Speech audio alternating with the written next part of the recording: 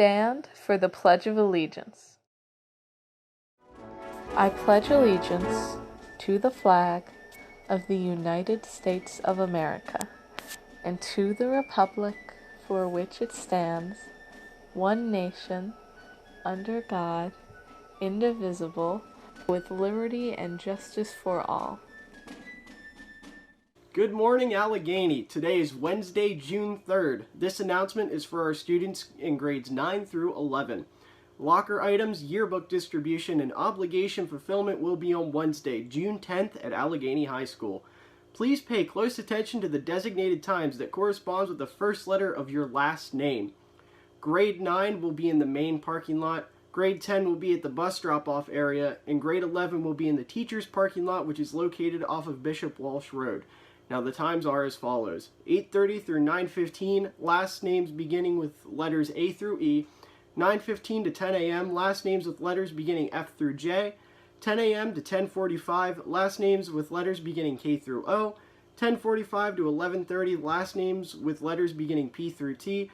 And 11:30 through 12:15, last names with letters beginning U through Z. Once again, that is 8:30 to 9:15, last names with letters beginning A through E. 9:15 to 10 a.m., last names with letters beginning F through J. 10 a.m. to 10:45, last names with letters beginning K through O. 10:45 to 11:30, last name with letters beginning P through T. And 11:30 to 12:15, last names with letters beginning U through Z. Once again, the pickup points will be the main parking lot for grade 9, the bus drop-off area for grade 10, and the teacher's parking lot, which is located off of Bishop Walsh Road for grade 11. A bin will be available at each site to drop off your textbooks, and we appreciate your cooperation in abiding by these times. Alright, now we have a message from Miss Loppert. First and foremost, I miss you all and sincerely hope everyone is staying safe and healthy during these crazy times. I am typing this message from my office in our beautiful building all alone, and this makes me sad. As an educator for 33 years, I simply never dreamed that we would end a school year with empty hallways and classrooms, but we will endure and hopefully return to our Allegheny High School in this incredible haystack mountain sooner than we think. Please complete your schoolwork to the best of your ability and then enjoy some warm weather. Stay active this summer and enjoy the outdoors. Most of all, enjoy your families and stay healthy. Remember, we are indeed Alco Strong. Now let's check in with Eric with the weather forecast.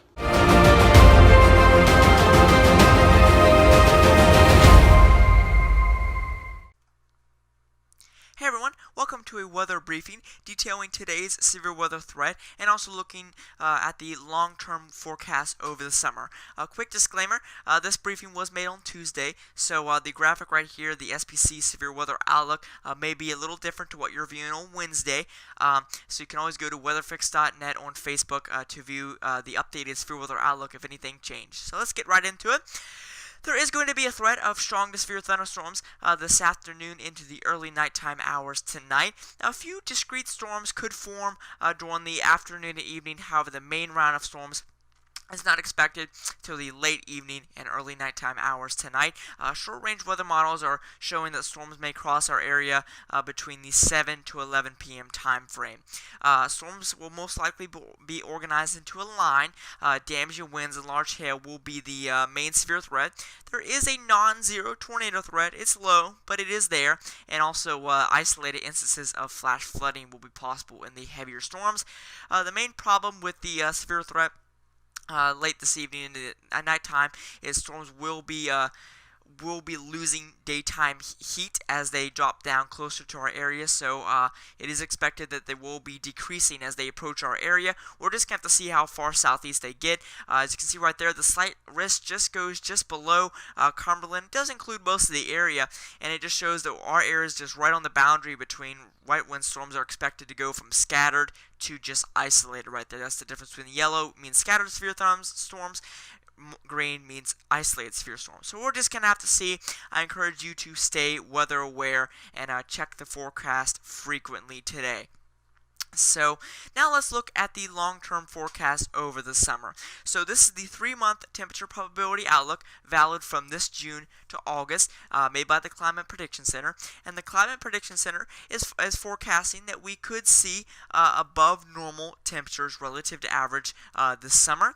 And then for Rainfall, there is a slight chance that we could see above normal rainfall this summer as well. This is also valid from June to August.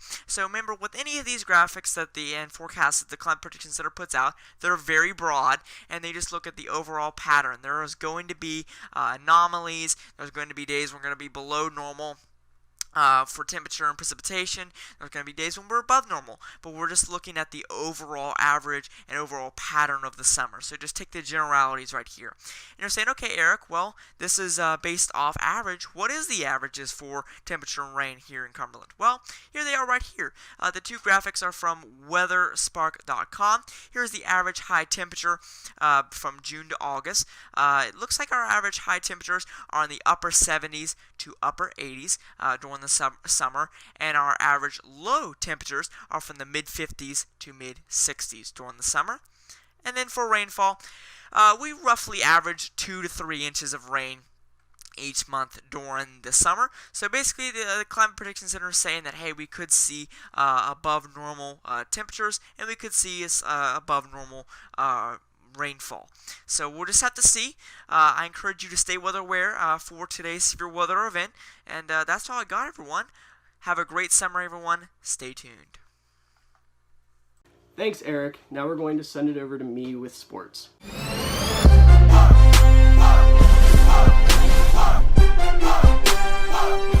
Welcome back, everybody, to Sports in Quarantine. We're going to jump right into things today with our This Day in Sports, taking us back to the year 2018. So on this day in 2018, NBA legend Steph Curry broke Ray Allen's NBA Finals record for most three-pointers in a game with 9 in the Warriors' 122-103 Game 2 win over the Cleveland Cavaliers in the NBA Finals, obviously. The NBA has announced their plans for their return. This plan includes the NBA facilities opening up at the end of this month. After that, in mid-July, 5 to 10 games will be played at a bubble site, which will either be in Las Vegas or Disney World Orlando. And then after that, the playoffs will follow. Now, in this plan as well, only 22 of the 30 NBA teams will be involved, so your top 22 teams.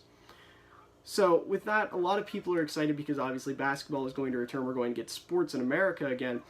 But the problem, a lot of people are asking at what cost, because this season can definitely negatively impact next season. And the reason for that is these 5 to 10 games should roughly take a week or two. So that means the playoffs will be starting in August. And if that's the case, the playoffs that take 2 months, it's going to go into October. In fact, Commissioner Adam Silver announced that the latest date for the potential Game 7 of the NBA Finals this year would be October 12th. Now, the reason that's so problematic is because the NBA season usually starts around that time in the fall months. So with the NBA season starting in the fall months and then this season ending at that point, you still need to have your off season with your player signings, staff signings, your draft, all that kind of stuff. And obviously you're not going to be able to start one season and jump right into the next one because of all that stuff. So they would probably have to push this season back to around January or February. And if that's the case, if they plan to have a normal 82-game season, the next season won't end most likely until August or September of next year. And that's really problematic because you have a lot of things to worry about, such as that shifting the schedule of the NBA permanently. It's going to impact your draft because your season won't start until the beginning of the next academic year. And if that's the case, the players that normally, they wouldn't have to worry about wanting to go back to school because they'd be declaring for the draft, or they wouldn't be preparing for that and things like that. It would impact their decision, obviously, to maybe stay at school or stay another year at their school for basketball. So that, really negatively impacts the NBA draft.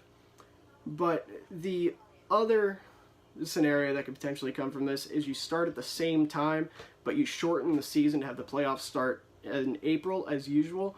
But with that, you have back-to-back shortened NBA seasons, and players can potentially get used to that. And, the NBA Players Association or the Player Union, they, might want to adjust to that. They might want to make that the new normal, and then that takes away from the amount of games that you're actually playing in an NBA season.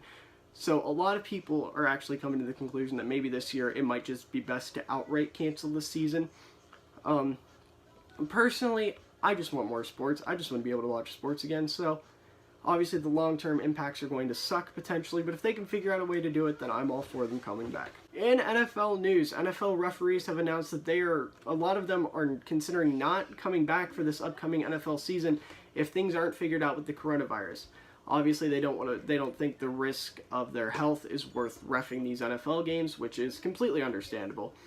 So, unless the NFL, I guess, comes up with some sort of safety precautions or things change within the next couple of months, the NFL might be short some referees, and God knows the NFL cannot afford to lose any more referees. And finally, some more somber news. NBA legend Wes Unseld died at the age of 74 yesterday. Unseld is an NBA Hall of Fame center who played for the Bullets from 1968 to 1981 and then coached the team from 1988 to 1994. Wes Unseld is one of 2 players to win MVP as a rookie, the other being Wilt Chamberlain. Ladies and gentlemen, that's all I have.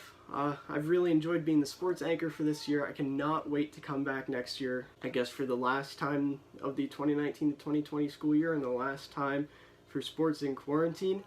That's all I got. Back to myself. Alright, I hope you all enjoyed that. Now, finally, we at AML would like to thank you all for a phenomenal year. This will be our last broadcast of the 2019 to 2020 school year, and hopefully we will be able to see you in a more normal environment at the start of next fall. Now, with that being said, that's the end of today. Stay safe, stay healthy, and have a great summer, everybody.